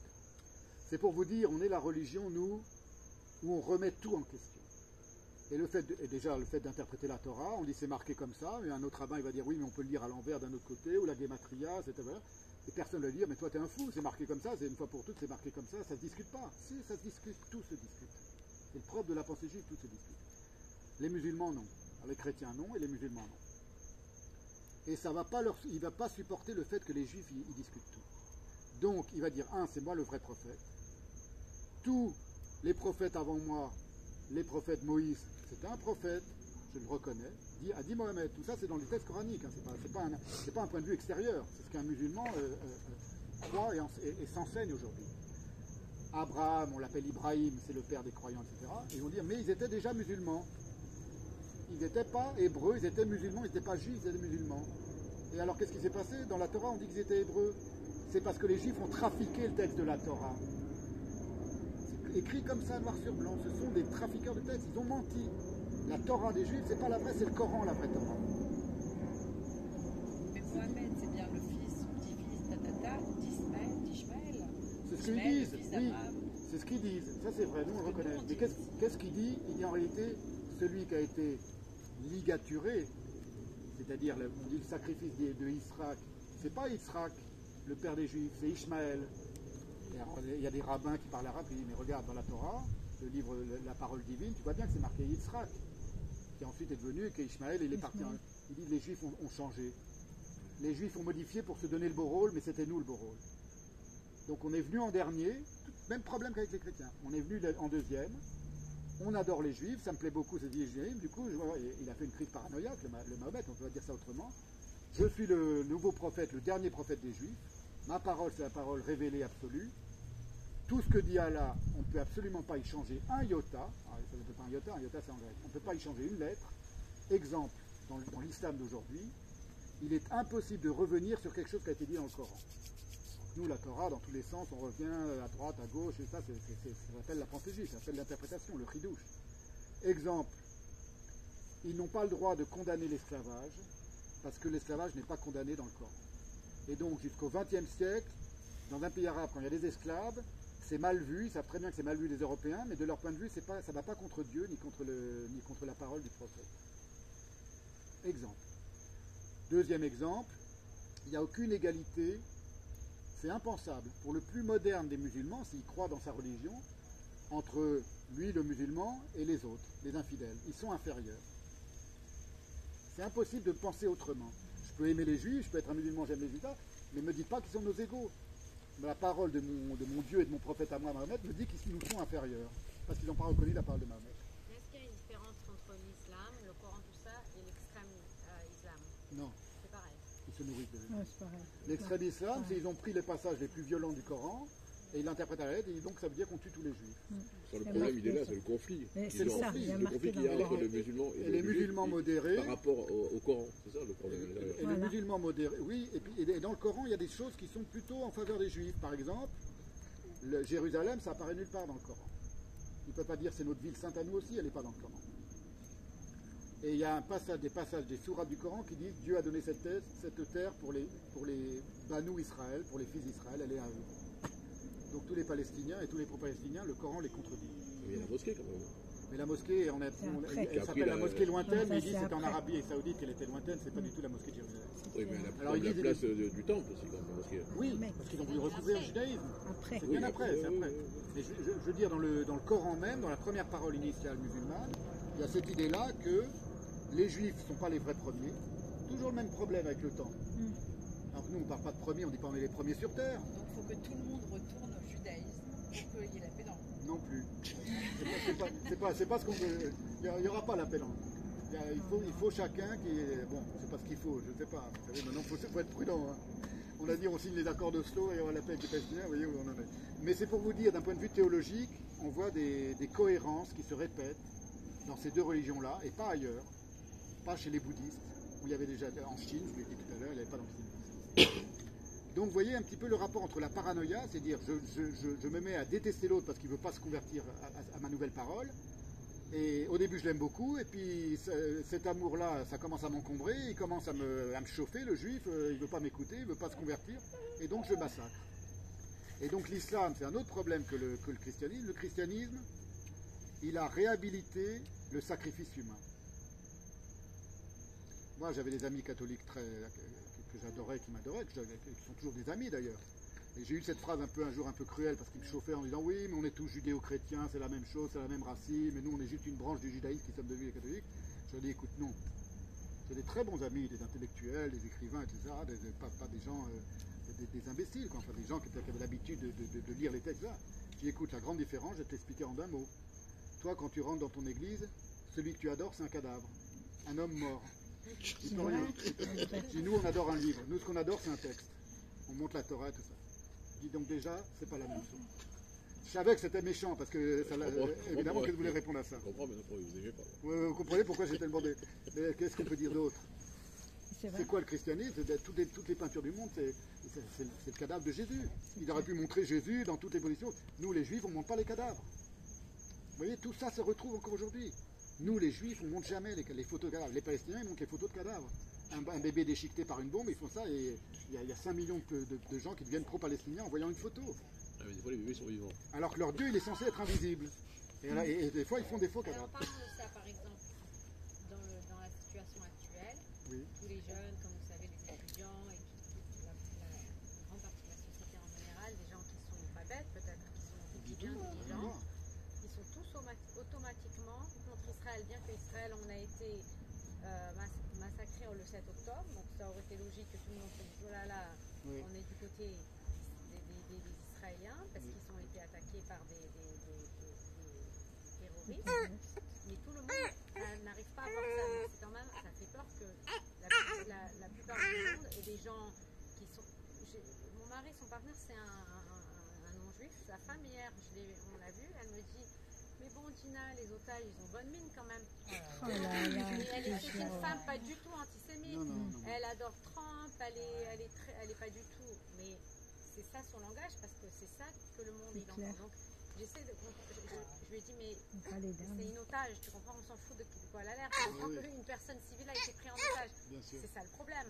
C'est pas le problème de la mine de l'otage. Non. Et puis les gens... Pourquoi les gens, tout le monde a été sucked in, je sais pas c'est quoi le mot en français. Aspiré. C'est Attiré attiré par par la- ce Eh ben, antisémitisme. Moi, mon interprétation, c'est que les gens fonctionnent, et surtout aujourd'hui au XXIe siècle, ils voient une image et ils croient avoir tout compris. Donc on leur montre un bébé palestinien, c'est surtout pour la génération d'Abigail, parce qu'elle va devoir On un a jour ou montré l'autre. aussi des juifs le 7 octobre. Oui, alors c'est ça, mais voilà. Et là, ils n'ont pas voulu voir. C'est-à-dire que pour la première fois, on a vu des cadavres. Ça faisait depuis la libération des camps qu'on n'avait pas vu des cadavres. Ah ouais. Pourquoi? Parce que nous, on ne montre pas les photos On de ne cadavres. montre pas. C'est que quand c'est des non-juifs qui prennent des photos de cadavres. Mais ils n'ont pas montré au départ non plus. Non, Qui? ils montraient. Au 7 octobre ou à Le Auschwitz? 7 non, le Ah, 7 c'est là, ils ont fait octobre. que ça, ils sont filmés en Oui, TikTok. exact. Oui, mais on a euh, vu que ça. C'était eux-mêmes. Ah, mais Le eux, monde entier les a non, vus en je train veux de dire massacrer les, des juifs. les C'est Arabes, eux-mêmes ils ont qui montré. faisaient. Oui, Oui. ils ont montré Les terroristes, ils ont tout montré. Et donc tout le monde a vu, et comme vous Ils dites, sont contents. et qu'est-ce qui s'est C'est passé? vraiment quelque chose Alors, d'extraordinaire. du point de vue du monde arabe, je vais vous expliquer, parce que La ça rejoint ce que protéose. j'étais en train de dire. L'islam, hélas pour eux, et pour nous, il est structuré par le massacre. En islam, c'est pas un crime de massacre. Il n'y a pas de crime de guerre, toutes ces notions modernes. Et il y a eu des massacres de juifs dans toute l'histoire de l'islam, depuis le 6e siècle jusqu'au 20e siècle. Il n'y a eu que ça. Alors ils disent, oui, moi, c'était pas comme les pogroms, mais c'était pas comme l'Inquisition. D'accord, ils massacraient, au lieu de massacrer tous les 10 ans, ils massacraient tous les 50 ans. Il y avait une foule qui s'excitait. Tout le temps, on les connaît, hein, on le sait, Bah c'était oui, dans on les sait. quartiers juifs, au Maroc, dans tout le Maghreb, dans toute l'Arabie, en Irak, tout ça. Pas au 20e siècle, pas seulement au 19e siècle, pas seulement au 18e siècle. Toujours. Depuis le début. Pourquoi? Parce que c'est une religion qui est structurée par massacre. Et nous, vous voyez, il faut toujours essayer de voir s'il n'y a pas des choses pareilles chez nous. Nous aussi, on a massacré nous aussi, je veux dire, dans la Torah, on parle de massacrer Amalek, etc. Mais par l'interprétation et par la pensée juive, on a dit, ça ne veut pas dire massacrer des humains. Amalek, c'est le mal, c'est-à-dire la racine du mal, le Yetzer Hara. Ça te parle de toi, ça ne te parle pas de ton ennemi, tu vas aller, qui c'est qui est aujourd'hui descendant d'Amalek, je vais le tuer. C'est pas humain, on n'est pas dans l'histoire. La Torah, elle vient avant le temps humain. Donc tout, tu dois le comprendre d'une autre manière. Et c'est comme ça que nous, les Juifs, on comprend. Et il n'y a aucune animosité, par exemple, chez les Juifs, y compris les Juifs très religieux, à l'égard de l'islam. Le meilleur exemple, par exemple, il y a un grand spécialiste de l'islam qui s'appelle Bernard Lewis, qui est encore vivant, c'est un vieux monsieur aujourd'hui, britannique, formidable. C'est un des plus grands spécialistes, des plus grands orientalistes, comme on dit aujourd'hui. Il a fait un bouquin de 1000 pages sur l'islam. C'est un juif, mais il parle de l'islam, il parle aussi des religions avec les juifs, etc.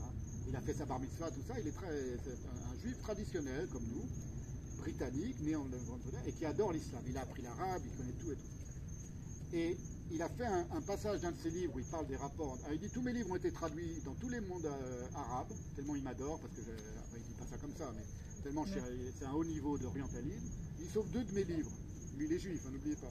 Celui où je parle de l'antisémitisme, alors là, ils n'ont pas voulu entendre parler, et celui où je parle de l'esclavage et du fait qu'ils ont beaucoup fait d'esclaves, les musulmans, dans leur histoire. Et alors ceux-là, ils ne les ont pas traduits en arabe, et tous mes autres livres, sur Mahomet, ils n'ont pas. Et pourquoi je vous parle de lui? Parce qu'il a dit qu'il y avait des juifs qu'il a appelés pro-islamistes.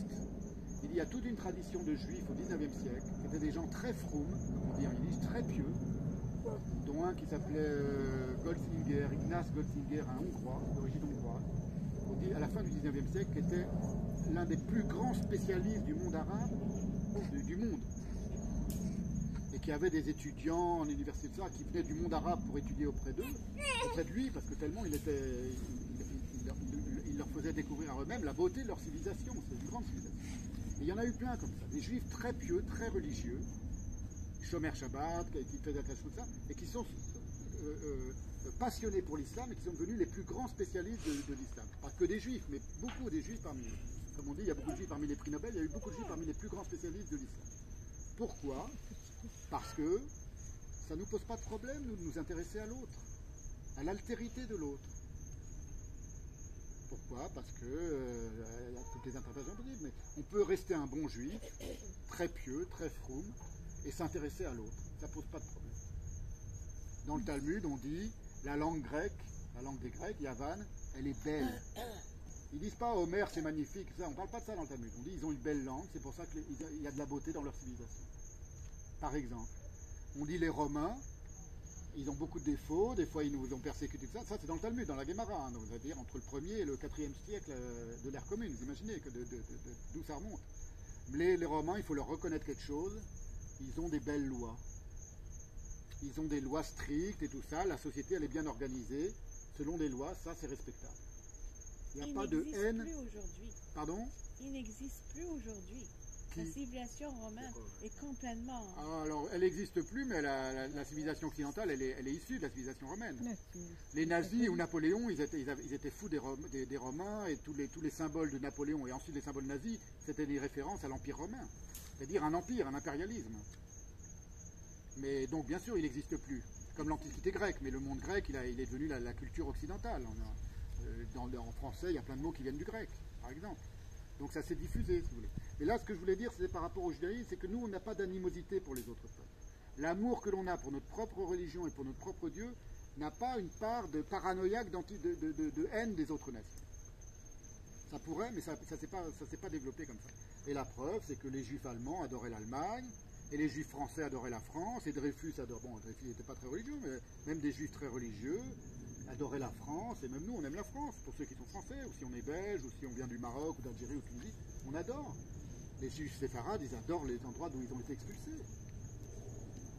Donc vous voyez, on n'est pas dans un rapport d'animosité avec le reste du monde. C'est pas juif, ça. Je sais qu'Israël n'a pas d'ennemis, on devient ennemi d'Israël. C'est-à-dire, Israël n'a pas d'ennemis. D'ennemis. Israël n'a pas d'ennemis. Mais Israël n'a pas d'ennemis, bien sûr. Et puis les gens deviennent ennemis d'Israël. C'est eux qui deviennent ennemis C'est d'Israël. eux qui deviennent ennemis, bien sûr. Même en Et les juifs, c'est pareil. Les juifs n'ont pas d'ennemis. Non. C'est les gens qui deviennent ennemis des juifs. Exactement. Mais chez les C'est juifs, dans cette logique qu'il faut voir. Exactement. Mais ça vient de la Torah. Ouais. Dans la Torah, il n'y a pas d'inimitié nous, on aime les gens qui nous aiment. D'une part, et puis on est curieux, et surtout le fait, lui, il est autre et moi je suis moi, mais ça ne me dérange pas. Voilà. Il ne me remet pas en question, moi, le fait d'être autre. Est-ce que vous ressentez qu'il y a un problème d'élitisme et que justement les autres cultures nous persécutent parce qu'ils disent que nous Non. on se pense supérieurs à eux? Non. Je vais vous dire pourquoi. D'abord parce que nulle part dans les textes juifs on dit qu'on est supérieur aux autres. C'est pas une question de supériorité. Il passe leur temps à dire du mal. Si vous lisiez la Guémara, le Talmud et tout, franchement, il y a des violeurs, on parle que du monde juif. Hein. Il y a des voleurs, il y a les pires choses, les pires crimes, les pires pensées, les pires trucs les plus impurs. On dit pas c'est les autres, c'est pas nous. C'est nous.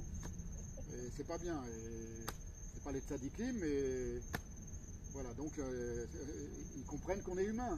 Premièrement. Deuxièmement, par exemple, si on prend la population juive d'Europe de l'Est au 19e, au 20e siècle, c'était des gens pouilleux.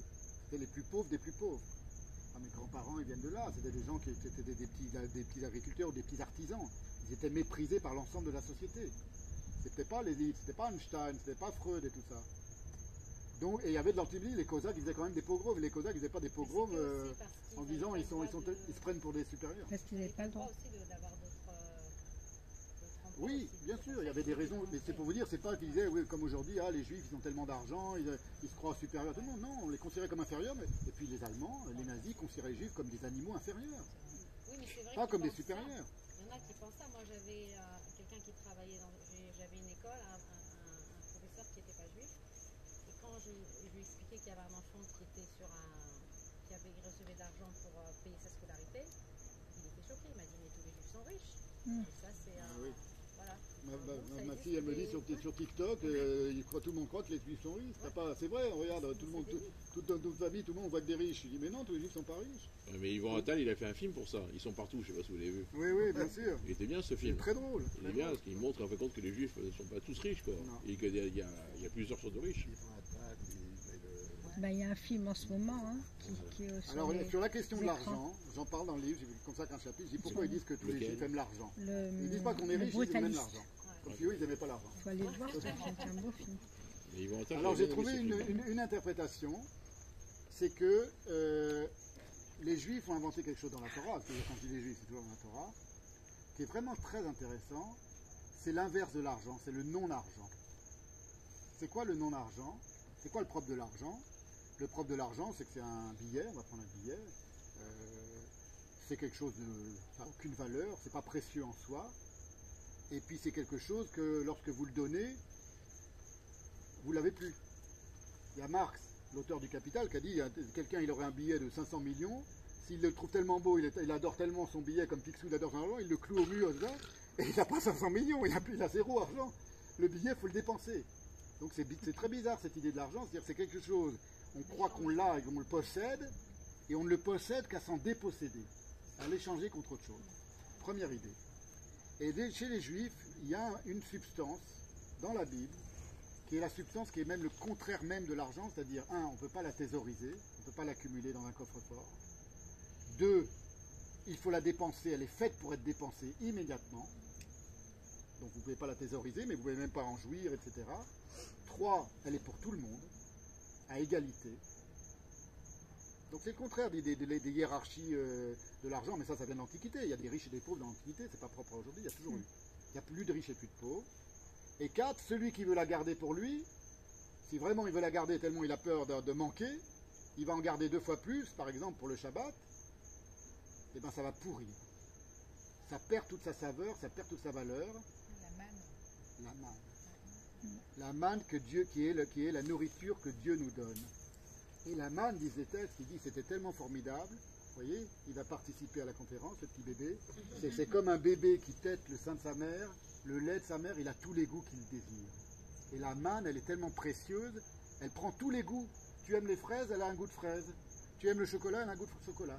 Elle est universelle, un peu comme l'argent, qui est la monnaie d'échange universelle, qui s'échange contre toutes les autres marchandises. Elle est universelle, mais elle est gratuite.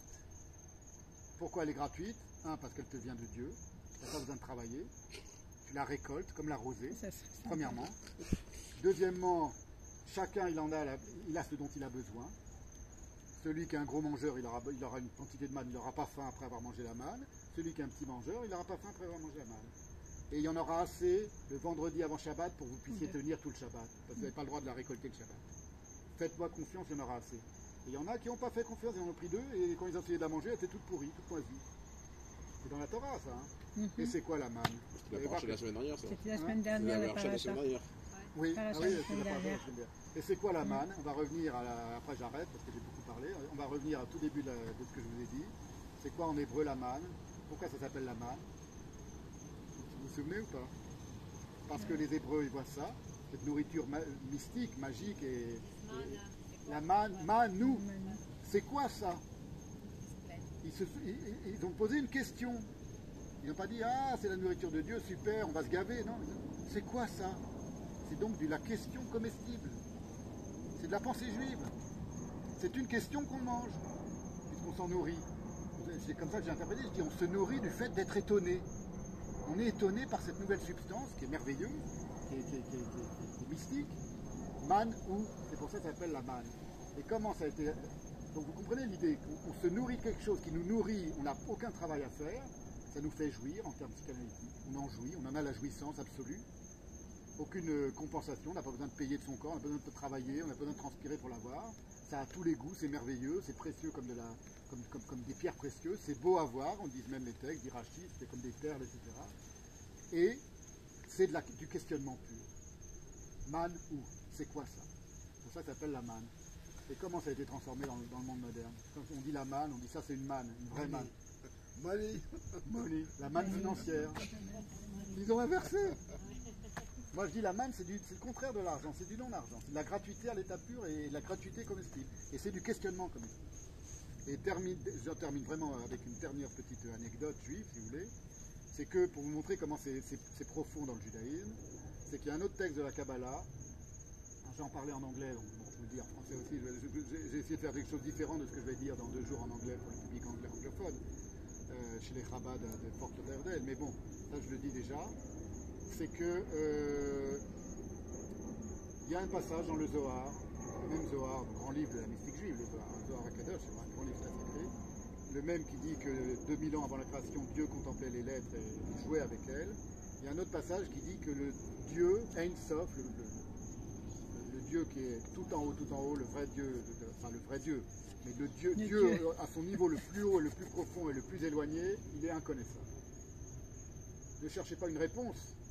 C'est pas un homme comme chez les chrétiens. C'est pas un prophète, Mahomet, qui vous dit la parole et il n'y a pas à interpréter, c'est comme ça et c'est pas autrement. Il est inconnaissable. Il est tellement inconnaissable qu'il se tient debout en tant que question. C'est les termes en hébreu dans le Zohar.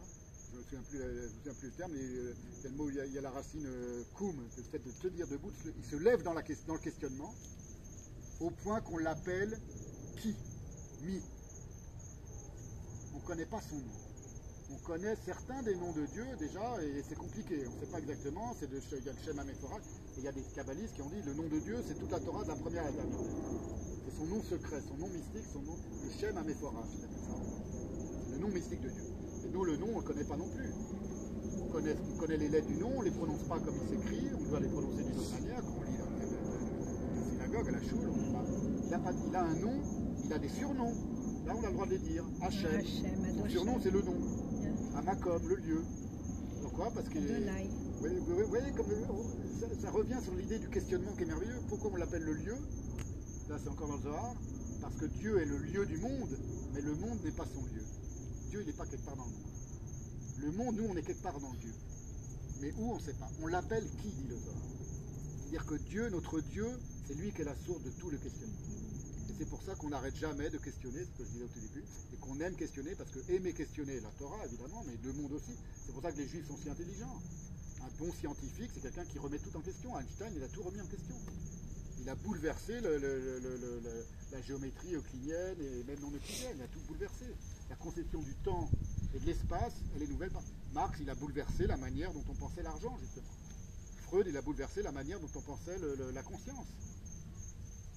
Donc même les juifs qui ne sont pas très pieux, et même pas du tout pieux, et Marx il était même antisémite, et il était même d'une famille de convertis, mais bon, à une génération, ils ont ça en eux. Le questionnement, c'est quelque chose qui nous nourrit et qui nous rend plus intelligents. Et donc c'est pour ça qu'il y a tellement de scientifiques, juifs, tellement d'intellectuels juifs, Alors, de prix Nobel juifs. C'est pas qu'ils sont plus intelligents, c'est qu'ils viennent d'une culture. questionnement. Pardon? Et donc, comment combattre l'antisémitisme? Aïe. Alors ça, Ah, ça existera toujours, moi, à mon avis.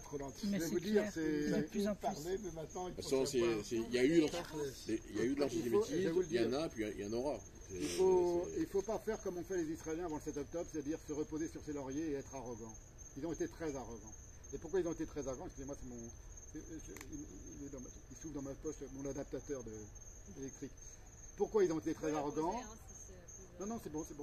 Je vais vous expliquer. Vous allez voir le rapport avec tout ce qu'on vient de dire. C'est que les Israéliens, ils ont bien des qualités et bien des défauts, comme nous tous. C'est des juifs comme nous. C'est la famille, hein, donc nous qui sommes nés en Europe.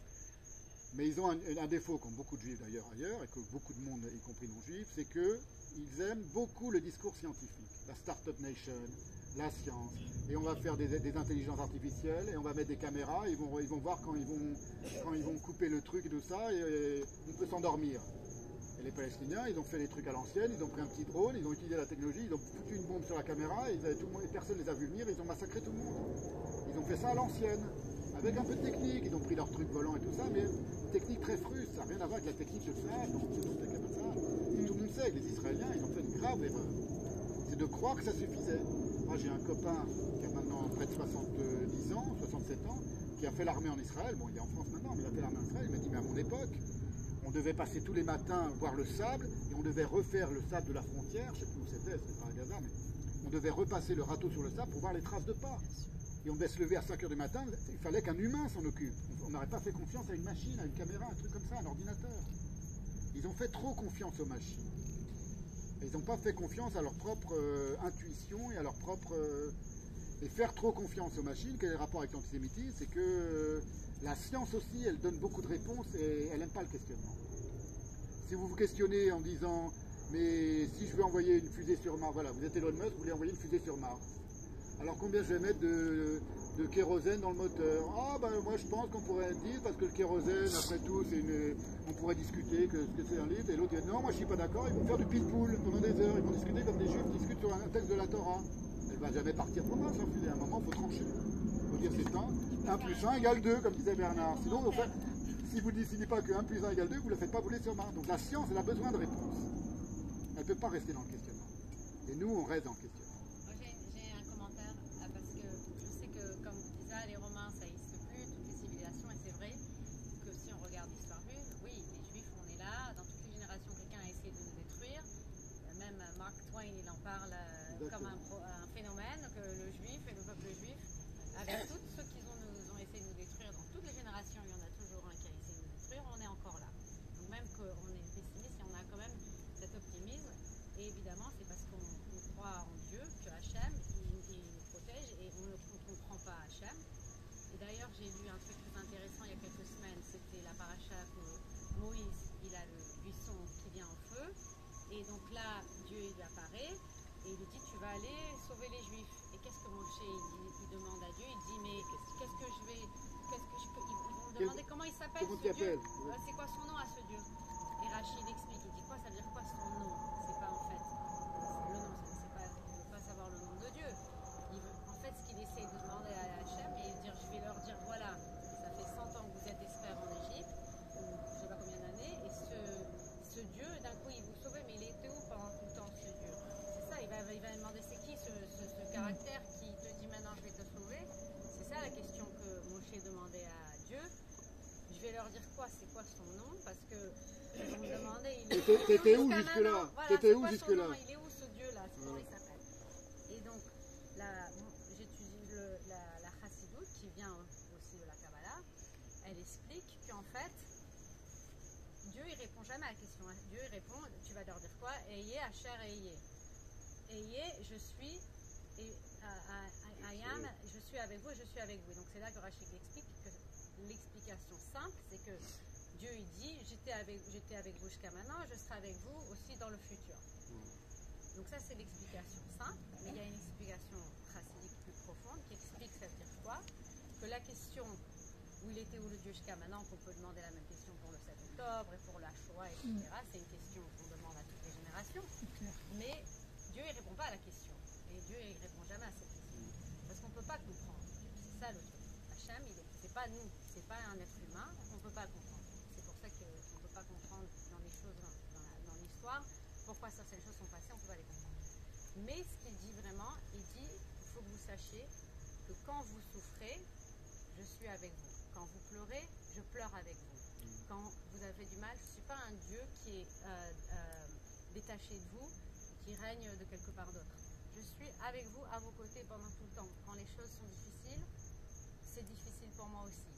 C'est vrai que c'est dur à comprendre et ça ne donne pas de réponse, mais on espère que ça peut nous conforter que le même Dieu qui a pu nous sauver d'Égypte, le même Dieu qui est avec nous pendant tout le temps, il y a un plan qu'on ne peut pas comprendre, on ne sait pas comment ça va se finir, mais il faut qu'on croie que ça va se finir bien, parce que le fait est qu'on est encore là, dans toutes les générations, parce que si on n'a pas cet espoir, on n'a pas de raison de vivre.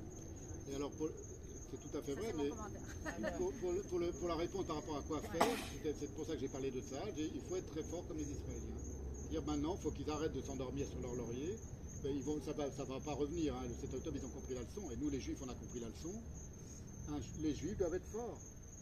C'est le seul moyen de se préserver, c'est-à-dire à l'israélienne, c'est-à-dire faire du Krav Maga. Moi, je voulais que ma fille, elle a fait une année de Krav Maga. Bon, après, elle en avait marre, elle a voulu faire du patin. Mais aussi, il faut croire que Hachem, il va aller avec nous. Hein? Vous pouvez faire du patin à glace après. Ouais. Mais il faut pas être injuste, c'est tout. Il faut fight back. Oui. Il faut pas être... Fight back. You have Oui, to fight back. not fight back, but be ready to defend yourself. Agana, ça veut dire la défense, ça ne veut pas dire l'attaque. Ouais, c'est Il ça. faut Magen David, c'est un bouclier. Il faut donc par exemple C'est pour ça qu'on a Tzahal et qu'on n'avait pas avant la Shoah, on n'avait pas... Exactement. Et Tzahal, à l'origine de la Haganah, c'était les premiers groupes d'autodéfense en Europe qui ont formé qui ont été à l'origine de la formation de la Haganah. Ils défendaient contre les premiers sionistes, en fait, se sont défendus contre les pogromistes. Il ne faut pas se laisser emmerder par les antisémites. Moi, j'ai fait 16 ans de karaté parce que jamais on traitera ça de juif et on s'en tirera avec toutes ses dents. Mais je ne suis pas violent, ça m'est jamais arrivé. Heureusement, j'ai jamais dû vraiment me battre.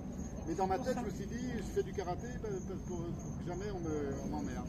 Parce qu'on ne sait jamais. Mais bon, ça m'est jamais arrivé. C'est justement parce que vous avez fait aujourd'hui, il y a le Krav Maga pour les femmes, c'est merveilleux le Krav Maga. Vous faites du self-défense. Non, mais le karaté aussi. Le karaté, c'est bien, mais le karaté, c'est long et tout ça. Et puis, c'est un art martial. Merci beaucoup. Merci beaucoup, en tout cas, à vous, et merci de votre Accueil. votre patience. On a parlé de tout, on a parlé du coca. On va faire un congrès.